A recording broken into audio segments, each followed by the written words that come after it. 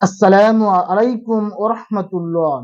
গবেষকদের অভিমত, জোর করে নয়, ধমক দিয়ে নয়, ভালোবাসা দিয়ে কাজ আদায় করুন।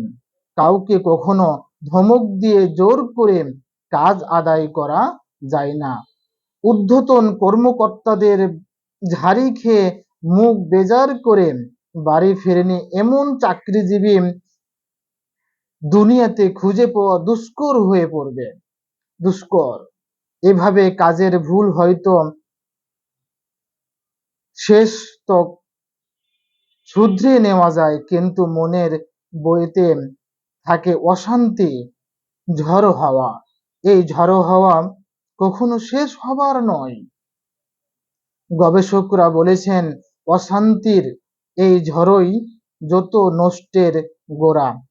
এতে কাজের গতি কমে যায়, আরো থমকে যায় সৃজনশীলতা। সম্প্রতি বিভিন্ন বিশ্ববিদ্যালয়ে শিক্ষক গবেষক মিলে ঠিক এই বিষয়ে একটি গবেষক চালিয়েছেন এবং তা পেয়েছেন যে মানুষকে বর্তমানে এখন জোর করে তাদেরকে কাজ আদায় করতেছে, ভালোবাসা দিয়ে কোনো কাজ আদায় করতেছে না।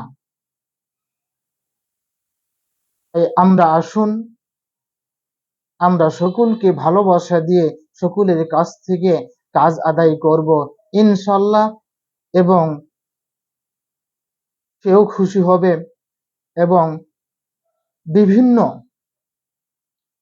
কর্মস্থল থেকে শান্তিতে যারা কাজকাম করে তারাও শান্তিতে বাড়িতে ফিরবে, মুখ বেজার করে নয়। আল্লাহ হাফিজ।